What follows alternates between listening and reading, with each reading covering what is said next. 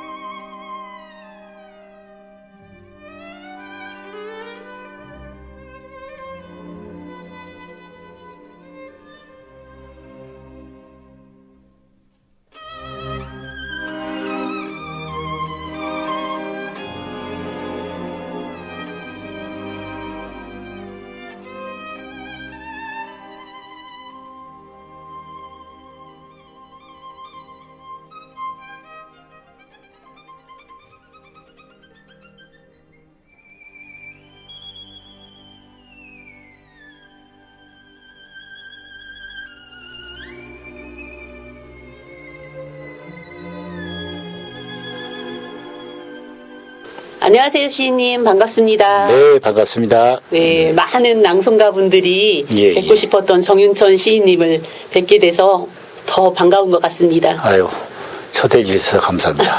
멀리서 오시니라 예, 힘드셨죠? 예, 조금 걸려서 왔네요. 어디서 오셨어요? 화순, 전남 화순에서 왔어요. 아, 전라도 화순에서요? 예, 예. 한참 걸리셨겠어요. 한 3시간쯤 걸렸어요. 아이고, 멀리 오셨네요. 네. 네. 시인님하고 이야기 나누기 전에 제가 예. 시인님 양력을 잠깐 소개해드리고 예, 예. 네, 말씀 나누도록 하겠습니다. 네. 정윤천 시인님은 1960년 전남 화순에서 출생하셨고요. 1991년 개간 실천문학으로 등단하셨습니다. 시집으로는 생각만 들어도 따숩던 마을의 이름, 흰 길이 떠올랐다, 탱자꽃에 비기어 대답하리, 구석, 시와집으로는 10만 년의 사랑, 광주 전남 작가회의 부회장을 맡고 계시고요. 개간 시와 사람의 편집 주간을 역임하셨습니다. 발해로 가는 저녁으로 제13회 지리산 문학상을 수상하셨습니다. 네, 시인님. 발해로 가는 저녁으로 예.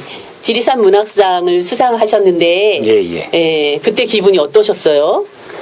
그때 이제 개인적으로 한 수년 동안 시를 못 썼어요, 제가. 네. 시를 안 쓰고 다른 일을 하고 있었는데, 이제 어떤 계기가 있어서 이제, 그 시라는 게 한번 몸에 들어오면 잘 안 나가잖아요. 네. 다시 시를 썼는데, 한 1, 2년 동안 시 다시 써도 잘 안 되더라고요. 네. 그런데, 어떻게 하다가 시를 좀 써서 발표를 했는데, 그 수상 소식을 들었어요. 네. 그래서 이제 상을 받아서 좋은 게 아니었고, 다시 시를 썼는데, 이제 도대체 내 시가 어떻게 익힐 것인가. 네. 이런 고민이 아무래도 있겠죠. 근데 이제 뜻밖의 상을 줘서 그게 굉장히 이렇게 시를 제가 다시 찾아서 네. 시를 하는데 굉장히 도움이 됐어요. 네. 예. 이제 그 발해로 가는 저녁이라는 시로 수상을 한 건 아니고 네. 그 이제 수상작 중에 네네. 대표적으로 이제 발해로 가는 저녁이 수상작 많은 중에. 수상작 중에서 좀 거론이 됐던 어떤 그런 시죠. 그래서 네. 지금 여기 발해로 가는 저녁 시집이 있는데요. 네. 네. 시청자 여러분들께서 이 발해로 가는 저녁 그 예, 작품 예. 중에 발해로 가는 저녁이 또 어떤 작품인지도 궁금하실 것 같아요. 예. 그래서 제가 잘은 못하지만 이 시를 한번 낭송으로 한번 들려드리도록 하겠습니다. 예. 네. 발해로 가는 저녁. 정윤천. 발해에서 온 비보 같았다. 내가 아는 발해는 두 나라의 해안을 기억에 간직하고 있었던 미부장한 한 여자였다. 마을에서는 유일하게 자전거를 다루어 들을 달리던 선친의 어부인이기도 하였다. 학교 가는 길에 들렸다던 일본 상점의 이름들을 사관처럼 늦게까지 외고 있었다. 친목계의 회계를 도맡곤 하였으나 사공주와 육왕자를 한 몸으로 치러냈으나 제위기간 태평성대라곤 비치지 않았던 비련의 왕비이기는 하였다. 막내 여동생을 태우고 발해로 가는 저녁은 사방이 아직 어두워 있었다. 산역들을 연거푸 벗어나자 공궁했던 시절에 허란 수라상 위에 김치죽 같은 새벽빛이 차창 위에 어렸다가 빠르게 엎질러지고는 하였다. 변방의 마을들이 숨을 죽여 잠들어 있었다. 병동의 복도는 사라진 나라의 옛 해안처럼 길었고 발해는 거기 눈을 감고 있었다. 발목이 물새처럼 가늘어 보여서 마침내 발해였을 것 같았다. 사직을 닫은 해동 성국 한구가 아직 닿지 않은 황자나 영예들보다 서둘러 연구차에 오르자 가는 발목을 빼낸 자리는 발해의 바다 물결이 와서 메우고 갔다. 발해처럼만 같았다. 네. 좋습니다. 예. 네. 시 내용이 이렇게 그 약간 슬픈 네. 내용인데 그 또 우리 낭송가님이 꼬박꼬박 읽어주시니까 또 감회가 새롭네요. 네. 예. 발해로 가는 저녁 예. 시 제목도 되게 독특하고 제가 지금 읽었지만 그 낭송했지만 그 내용도 참 특이한 것 같은데 예. 어떤 내용일까요? 그러니까 이제 그 시인들한테는 이제 불가에서 이렇게 뭐 화두라는 말이 있잖아요. 네. 그렇듯이 시인들한테 이제 시가 되는 경우에 어떤 단어 하나, 네네. 어떤 풍경 하나가 굉장히 이렇게 이제 깊게 다가와가지고 시가 되는 경우가 있어요. 네. 근데 발해가 그랬던 것 같아요. 근데 어느 날 잠을 자고 일어났는데 저도 모르게 이렇게 발해라는 단어가 입에서 나왔어요. 네. 근데 그 이유를 저는 잘 모른 채 발해를 이렇게 이제 제가 갖고 있었던 거죠. 그 머릿속에서 발해를 갖고 있었는데 발해는 결국 이렇게 이제 소멸의 이미지였어요. 소멸의. 네. 예, 없어지는 나라. 네. 근데 이제 그 소멸의 이미지가 이제 얼마 있다 이제 어머니가 이렇게 돌아가셔가지고 제가 이제 그 장면이에요. 이렇게 새벽에 그 어머니가 운명하셨다는 연락을 받고 이렇게 이제 가는 장면인데 그 이제 어머니가 소멸한 장면하고 이 발해라는 단어 네. 내가 찾아와 있었던 네. 발해라는 단어하고 거기서 이렇게 순식간에 만나서 지어진 이 시죠. 네. 그러면 이 시 설명을 들으니까 혹시 저기 시인님의 그 유년 시절 이야기도 좀 들어보고 싶어요. 아, 예. 저희 굉장히 대가족 속에 살았어요. 네. 그래서 이제 조모부터 계셨고 형제가 우리가 칠남매, 어머니, 아버지. 그러니까 그 집 자체가 네. 하나의 마을이었고 하나의 나라였어요. 그래서 매일매일 그 집안에서는 어떤 이야기들이 생기고 네. 기쁜 이야기는 기쁜 이야기대로 그렇죠. 슬픈 이야기는 슬픈 이야기대로 그래서 나는 아주 풍성한 이야기 속에서 산 사람이었어요. 네. 근데 이제 그게 나중에 이제 시를 쓰고 시인이 되고 시를 쓰다가 보니까 제 시에 굉장히 이렇게 서사가 강해요. 네. 이야기가 강한데 그 이야기가 어디서 왔는고 했더니 결국은 제가 살았던 그 그렇죠. 집에서 어머니 얘기, 아버지 얘기, 할머니 얘기, 형제들 간의 얘기 어떤 그런 것들이 이렇게 어떤 강물처럼 네. 몸 안에 이렇게 내재돼서 이제 꺼내서 쓴 게 그런 시가 참 많은 것 같아요. 그래서 이 시도 그렇잖아요. 이야기잖아요. 하나의 이야기죠. 그래서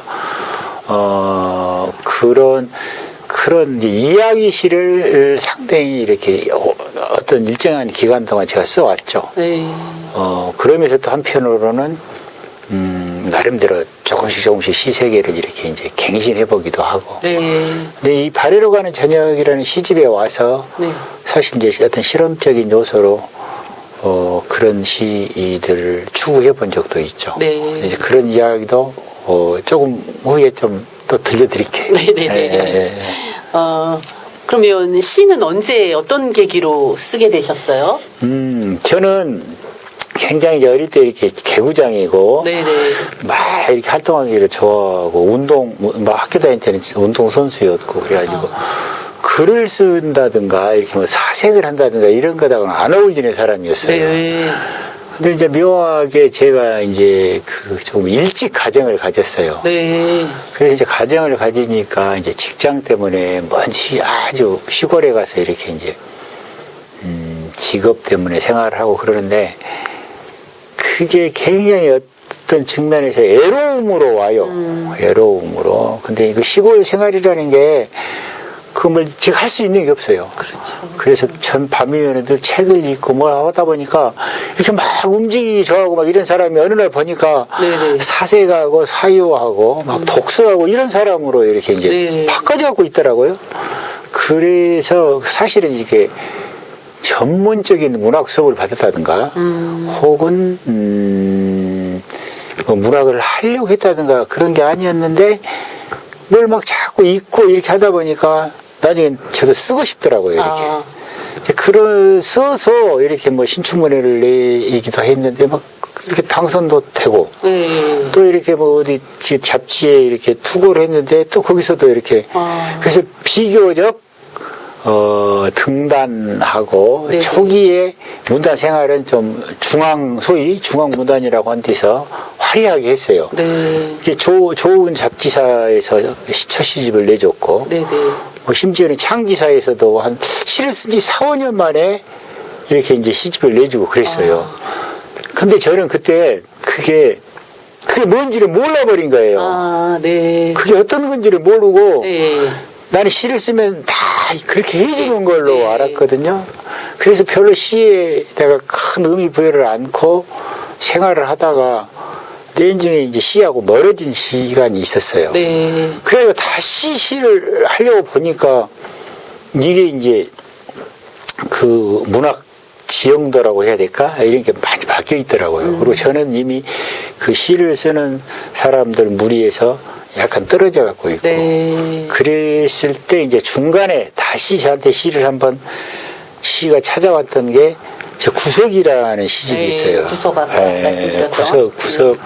구석이라는 시집을 내고 나니까 뭐 큰 문학상에 노미네이트도 되고 또 또, 저 친구가 옛날에 시를 쓰다가 안 썼는데, 다시 시를 쓰는구나. 네네. 그런 이제 주목도 해주고. 그래서 그때 사실은 제가 시를 정말로 붙들고 써보려고 했었어요. 그런데 또 희한하게 그 어떤 뭐 다른 일로 또 사업을 한다고 네. 또 멀어졌어요, 이렇게. 그래서 다시 찾아온 게 아까 저 이제 이 세 번째 발해로 가는. 예, 발해로 가는 저녁 이 무렵에 이제 써진 시들, 발표했던 시들. 네네네. 그래서 이제 그러면서 이제 이 뭐 이렇게 문학상도 주고 뭐 시집도 내주고 이렇게 해서 저는 이제 어떻게 보면은 많은 시행착오를 겪고 네. 이제 비로소 시에 대해서 네. 이렇게 조금 옛날처럼 그렇게 생각하지 않고 네. 시가 참 어떤 깊은 거구나. 네네. 그리고 어떤 남자로서 네. 이렇게 어떤 생을 걸고 해볼 만한 종목이구나. 그런 거 이제 느낀 거예요. 그래서 꿈이 있다면 이렇게 이제 남은 시간 동안 네. 제가 조금 더 이렇게 시에 더 가깝게 지내고 좋은 시를 쓰고 싶어요. 네. 뭐 무슨 좋은 시를 써서 뭐 어떻게 타는 이런 욕망이기보다는 네네. 그냥 시가 좋아요. 그냥. 지금은 시가 네네. 좋아요. 예, 그래서 시적인 생각. 네. 그런 것이 늘 나한테 이제 다시는 떠나지 않았으면 좋겠다. 이런 생각을 하는 거죠. 이렇게. 네.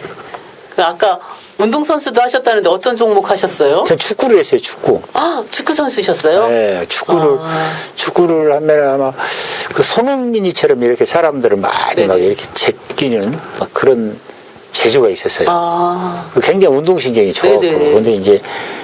근데 너무 이렇게 막 설치고 젊은 날 막 몸을 막 함부로 굴리고 하다가 보니까 막 무릎도 깨묻고 네. 다리도 이제 뭐 막 다리도 나가고 그래서 지금은 그때 같은 운동신경은 없죠. 네. 근데 또 운동이라는 것도 또 재밌어요. 이렇게. 네. 지금은 현대는 묘하게 하는 운동이 아니고 네. 그러니까 막 이렇게 보는 운동 시대가 돼 있는데 운동을 한다는 일도 굉장히 이대한 일이죠. 그럼요. 네. 그러니까 운동하셔서 엄청 활동적이셨는데 글을 쓰시게 근데 그 운동 기능이라고 하는 그 순발력이 네네. 글을 써도 이렇게 거기에서 나타나죠. 작동이 되는 것 같더라고요. 네네. 이렇게 굉장히 이렇게 어떤 뭘 바라본다는 거, 그 바라봄 속에서 이렇게 가져온다는 거, 네. 그걸 느낀다는 것, 그 느낌을 내 것으로 만든다는 거, 이런 게 그것도 사실 운동신경이 아닌가 이런 생각이 들더라고요. 네. 글 쓰시다가 계속 쓰시는 게 아니었고 중간중간 이게 좀 휴식기라 그래야 되나? 좀 약간 안 쓰셨던 그렇죠. 기간도 있으셨는데도 불구하고 네. 근데 개인적으로는 굉장히 네네. 안타까운 시간인 것 같아요. 지금 생각해 보면. 근데 사람은 이렇게 근데 살아보니까 네. 자기 뜻대로 살 수 있는 시간은 그렇게 많지 않더라고요. 네. 뭔가 운명적으로 이렇게 자기가 생각하지 않은 삶을 살게 그럼 하더라고요. 근데 또 그게 지나놓고 보면 네네. 어떤 그 정반합의 원리처럼 그것마저도 내가 갖고 난 삶의 이렇게 모습이다. 네. 뭐 그렇게 생각을 할 수밖에 없는 거죠. 네. 아이고 그러셨구나.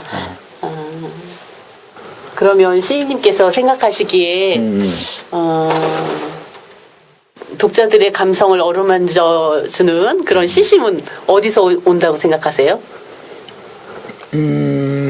뭘 이렇게 그 지극함이라는 말이 있어요. 지극함이요? 네, 지극함이라는 말이 있는데 그런 거예요. 이렇게 그 명절날 이렇게 그 막 먼 데서 네. 고향으로 오고 있는 자식들이 기다리는 어머니 마음. 네네네. 그런 거 있죠. 네네.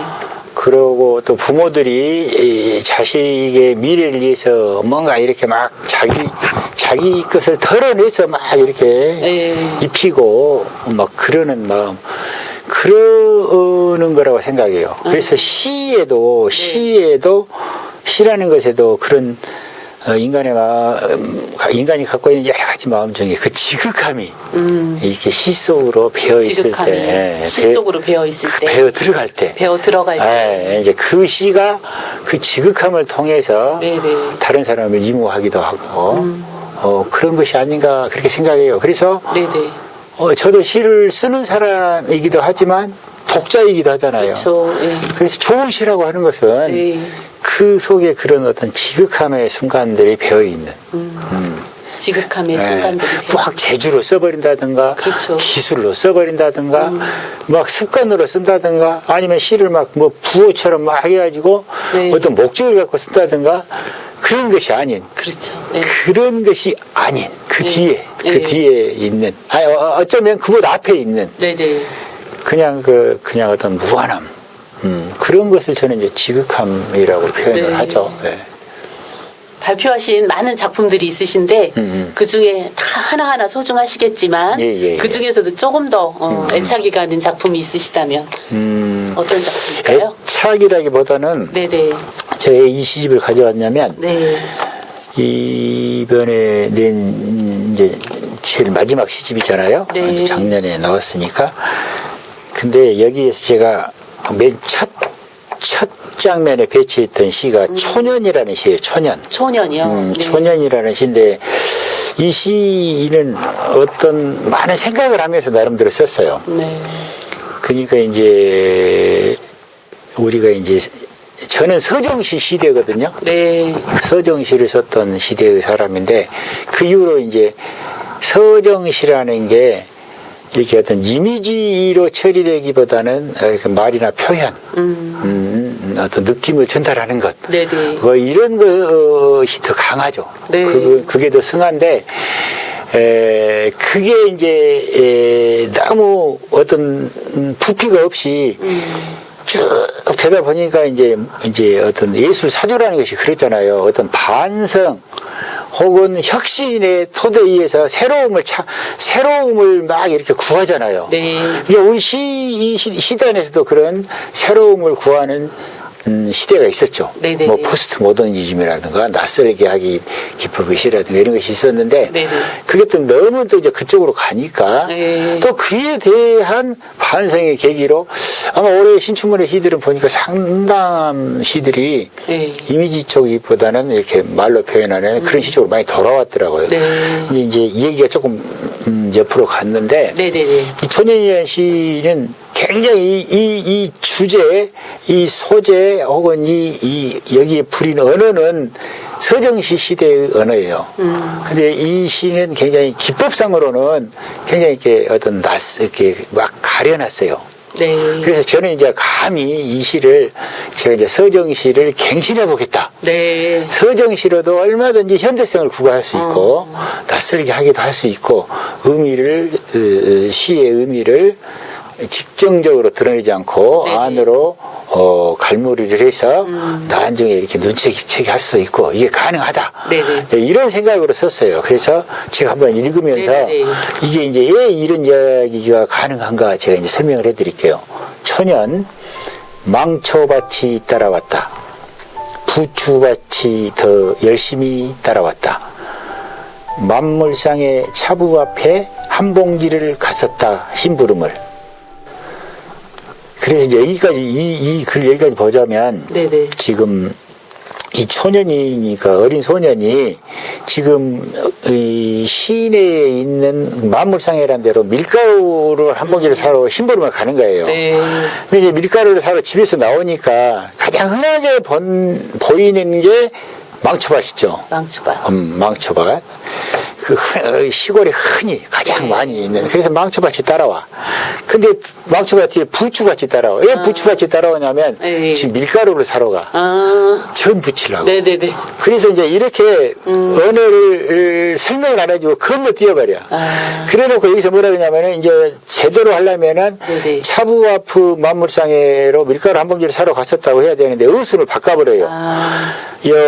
만물상에 차부와프 한 봉지를 갔었다 이렇게. 근데 이렇게 의순을 바꿔놓은 이유가 시의 말미에 나와요. 네. 그래서 이제 그래가지고 심부름을 근데 이제 밀가루 봉지에는 밀가루를 사러 갔는데 밀가루 봉지에는 어른이 되어서도 찾아 나서야 할 국수들을 돌리던 하염없는 일과 상여꽃을 접어 파는 무섭고도 아름다운 일을 치르던 친구네 사이에 끼어있는 먼지 부서간 점집에 문턱 한 점이 담겨 있었다.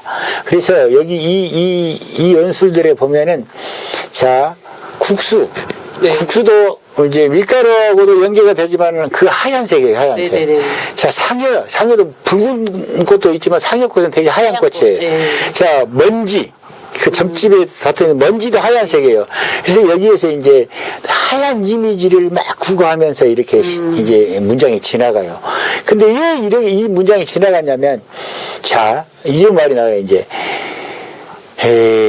궁금한 데가 많았던 하얀 분 같은 하루는 어디에서 날아왔을까? 이런 문장이 나와. 네. 이게 초년이야, 이게. 초년은 궁금한 게 많아. 해결되지 않아. 네네네. 그러니까 막 기웃거려야 돼. 이제 이렇게 해서 제목하고 이 문장하고 이렇게 이제 상관관계를 유지를 하는 거예요. 네. 그래갖고 이제 또 이제 뒤에서 뭐라고 해버렸냐면은 밀가루 봉지를 싸면 네. 신문지에와 걸렸던 바람아 너도 어디로 갈래 어디로 바람아 너도 또 이렇게 웃으로 또 비틀어놔. 그래놓고 나서 마지막에 가서 뭐라고 시가 끝나냐면 네네. 어디로 갈래 이러고 무엇을 부르고 차부 앞에 큰 길에서 돌아오던 그때 군데에서 더듬거렸던 것 같았다. 의수를 아까 바꿔놓으니까 네, 그렇죠. 말이 이제 더듬거리는 네. 것처럼 됐잖아요. 그래서 이 초년의 불완전성, 네네. 초년의 막 궁금함, 그러고 이제 초년이라고 하는 어떤 그 뭡니까 이렇게 그 완성되지 않은 세계에 대한 이야기. 궁금한 데가 막 하얀 분 같은 하루는 어디에서 날아왔을까? 이런 이렇게 굉장히 집중력을 요하는 물음을 네. 시에다가 넣은 거죠. 네네. 그래서 이 시가 이제 문장이 다 이렇게 저렇게 어우러지고 난 다음에 이 문장이 제목으로 건너가서 한편에 이렇게 시가 되는. 네. 그래서 이 소재가 완벽하게 뭐 촌 이야기고 막 망초밭이고 막 뭐 점집이고 다 그러잖아요. 네네. 그래서 이 서정지 시대의 풍경이요. 근데 어법은 요즘 젊은 친구들이 이렇게 막 말을 막 비틀고 네네. 막 이미지화해서 쓰고 하는 건 얼마든지 가능하더라 그거예요. 그래서 그런 차원에서 네네. 제가 이제 이 시를 써봤던 거예요. 그래서 이 시가 어떤 의미에서는 나름대로는 시를 이제 갱신 이제 서정시 갱신이라고 하는 것은 너무 거창하고 네네. 정윤천 시인이라는 한 사람의 시 세계를 갱신하는 의미에서는 굉장히 의의가 있는 시다 이렇게 생각을 하는 거죠. 네. 초년이라는 작품 이렇게 설명을 해주시니까 더 깊게 쉽게 이해가 그렇죠, 되는 것 그렇죠. 같습니다. 예. 우리 정인철 시인님은 10만 년의 사랑하고 예. 어디 숨었냐 40만 원으로 저희 낭송가분들한테 그렇죠. 많이 알려주셨는데 예. 이 시들 낭송하는 거 많이 혹시 들어보셨죠? 그러죠. 네. 아주 재밌는 게 네네. 전에 그 무슨 낭송 대회를 해요. 네. 근데 그 주최 측에서 묘하게 제가 시인인데 저를 심사위원으로 이렇게 이촉을 했어요. 네네. 그래서 이제 그 심사를 이제 여러 선생님들하고 같이 했는데 한 20몇 분이 이렇게 출전을 했는데 6사람이 네. 제시를 가지고 하는 거예요. 이렇게 그 어디 숨었냐 40만 원, 네. 10만 년의 사랑, 멀리 있어도 사랑이다. 막 그 시를 하는 거예요. 그래서 이제 심사가 끝나고 네. 이제 쉬는 시간에 이제 채점하는 시간에 이래갖고 누가 저 양반이 10만 년의 사랑 그 어디 숨었냐 40만 원 그 시 쓰신 정윤천 선생님이라고 그러니까 네네. 아주 슬프게 네. 그 시는 그분들이 막 잘 아는데 네네. 그렇죠. 시인 정윤천이는 막 처음 봐가지고 네네. 막 신기하고 막 그러더라고요. 근데 아무튼 그 어디 낭송하시는 선생님들한테 가면 네. 저는 정윤천 시인은 잘 모르는데 네. 아무튼 저 시들은 이렇게 의외로 많이 이렇게 많이 많이 하시더라고요. 예. 네. 낭송가분들도 많이 아시죠? 어떤 분들을 알고 계세요? 그 강주에도 그 낭송하는 선생님들 팀들이 많이 계셔요. 네. 뭐 재능시 낭송에도 있고 뭐 막 있는데 거의 이렇게 이제 가끔 그 행사하면 네네. 이렇게 초대해줘요 저한테. 그렇죠. 예, 네. 그 어디 있으면 40만 원 같은 거 또 시극으로 만들라고도 하시더라고요. 네. 그래서 가서 많이 이렇게 인사도 나누고 네. 지금 친하게 지내죠. 네. 이렇게. 예. 그 어디 숨었냐 40만 원. 그 시는 전라도 사투리가 되게 그렇죠. 구수하게 예. 표현되어 있더라고요. 예. 네, 그거는 좀 경험담에서 나온 그런. 그렇죠. 그 시는 그냥 그때 이제 제가 시를 못 쓴 시기가 중간에 한번 있었다고 했잖아요. 네네네. 근데 이제 그게 뭔가 막 경제적으로 잘못돼가지고 어려울 텐데 그 시 무대에 나오는 선운사 얼음 네네. 그쪽에 가서 이렇게 지냈을 때예요. 근데 이제 그때도 이제 얘가 서울에서 대학에 다닐 때고 그래가지고 몹시 경제적으로 힘들 때. 네. 근데 어머니가 이렇게 이제 전화를 하신 거죠. 그 시 내용처럼. 네. 시째냐, 아가 어찌고 사냐. 그러면. 나 그냥 그대로 받아 적었어요. 받아 적었는데 그게 한편의 시가 됐는데, 아까 말했던 지극함이라는 것도 네네. 사실은 그런 것이겠네요. 그렇죠. 그냥 제가 그 내용을 부로 막 멋진 시를 쓰려고 한 게 아니고, 그냥 내 마음을 쓴 거예요. 어머니가 제가 이제 힘겹게 사는 줄 아니까 어지간하면 저한테 이제 전화를 안 하시는 부탁을 안 하시죠. 네네. 뭐 다른 형제도 있고. 근데 이제 그렇게 하셨는데 제가 흔쾌하게 해주지 못한 마음을 네. 그 우리 전라도 말로 그것보다 아양스럽다고 아양스럽다. 하는데 전혀 제가 뭐 아양스럽거나 네. 뭐 이렇게 막 내가 막 슬픔을 표현하거나 그런 게 아니고 네. 그냥 그 어머니의 마음, 네. 자식의 마음 그것을 그냥 그대로 이렇게 했는데 그게 오히려 네. 그걸 가지고 막 무슨 시를 만들려고 막 해가지고 막 더 막 이렇게 극적으로 써놨으면은 이제 감동이 없었을 수 있어요. 그렇죠. 근데 그냥 어머니 이야기, 내 이야기. 네. 근데 그 떡을 놈의 40만 원 땜시 그날 밤 오래 잠 달아나 불었다. 그 말에 내가 막 슬퍼서 울었다도 아니고 네네. 뭐 불효를 했다도 아니고 근데 이제 그게 이제 그 장면이 다른 독자분들한테도 그와 유사한 장면이 있었을 수 있다는 그렇죠. 것이죠. 네. 말하자면. 많은 분들이 공감하셨을 것 같아요. 그러니까요. 네, 그냥. 꼭 40만 원 그 내용이 아니라고 네네. 하더라도 그런 비슷한 정황은 네. 우리들 속에서 이렇게 어쩔 수 없이 부탁을 했는데 들어주고는 싶은데 이렇게 들어줄 수 없는 어떤 그런 경우들이 누구나 다 있겠죠. 그렇죠. 네. 그렇게 생각을 합니다. 네. 시인님께서는 시만 쓰시는 게 아니라 또 뭐 다른 일도 하고 계신 걸로 알고 있는데 어떤 일을 하고 계세요? 그냥 좀 돈키호테 같은 네. 데가 많이 있어요. 그래서 어떻게 보면 좀 진중하지 못할 때도 있고 그러는데 네. 막 사업을 한다고 또 뭔가 이렇게 꽂히면 막 가서 막 덤벼버리는 네. 막 그런 젊은 날이 있었던 것 같아요. 그래서 근데 별로 이렇게 성공을 하지 못했고 네. 근데 이제 어떻게 그래도 큰 실수를 안 하고 네. 이렇게 이제 건너왔어요. 얘도 잘 키우고 건너왔는데 지금은 이제 시가 찾아와 있어서 시하고 함께 보내는 시간이 이제 행복하고 네. 지금 이제 제가 지금 하수문에서 오늘 왔는데 거기에 점점 문화 이렇게 공간 하나 만들고 있어요. 네. 이제 그 공간이 되면 거기에서 이렇게 이제 제가 뭐 문화 강연도 좀 다니고 그러는데 거기서 강의도 하고 가끔 이렇게 뭐 문학 행사도 하고 네. 뭐 전시도 하고 뭐 그런 공간으로 읽어보려고 지금 하고 있었는데 이제 그게 다 시하고 관계된 일이니까. 그렇죠.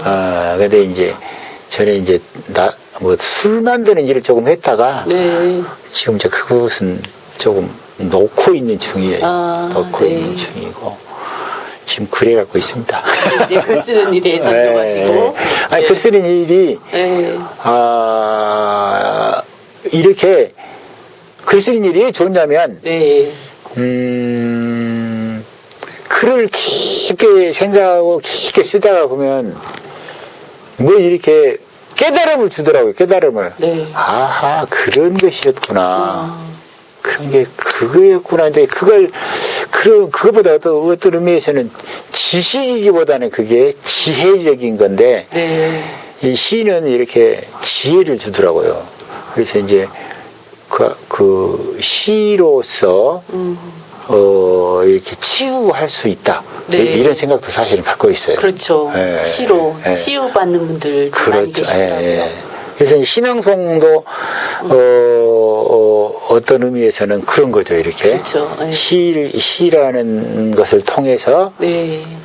그 시보다 더 큰 세계를 이렇게 이제 아우러주게 하는 네. 그런 순간이 좋은 신앙송 듣고 있으면은 막 힐링이 되잖아요. 네. 그런 것 같아요. 네. 사업이랑 글 쓰는 일 말고도 또 다른 일도 하고 계시죠? 뭐 많이 하죠. 이렇게 강의도 좀 하기도 네네. 하고. 강의. 강의도. 어떤 곳에 어떤 강의 하고 계세요? 저는 이제 시를 본격적으로 이렇게 학문적으로 네. 막 지식적으로 접근하는 사람이 아니고, 이 삶 속에서, 네. 그러니까 저는 이제 이런 생각을 갖고 있는 사람이에요. 뭘 막 많이 알고 있는 건 막 지식을 이렇게 사람들에게 우리가 인문학 네네. 강의다 그래갖고 막 TV 같은 데서도 네. 막 외국에서 막 박사학위를 땄다고 막 그래가지고 그런 사람들이 막 어려운 이야기 막 신뢰를 들고 막 그렇게 하는데 물론 그것도 좋은 삶을 살게 하는데 이제 큰 이바지를 하긴 하죠. 네네. 근데 저는 오히려 어떤 생각이 이제 시를 쓰는 사람이잖아요. 그러니까 시는 그렇게 뭘 이렇게 사람들한테 뭘 내가 아는 것을 알려주는 게 아니고 네. 뭐라 그럴까 이렇게 이제 차라리 어떤 명제 한 권보다 네. 그 바닷가 끝터리에서 이렇게 이제 해가 막 지는 순간 같은 게 있잖아요. 네네. 그럼 그 속에서 이렇게 보고 몰입하고 거기서 감정적으로 교감하고 그런 순간이 오히려 더 인간에게는 이대한 순간이 아닌가 이런 생각을 하거든요. 네. 그래서 시로서 표현하는 것도 저는 그래요. 이렇게 막 대단히 막 어려운 이야기 네. 혹은 뭘 막 지식적으로 무엇을 전달하기보다는 네. 이렇게 이제 하트 이렇게 가슴으로 건드리. 네.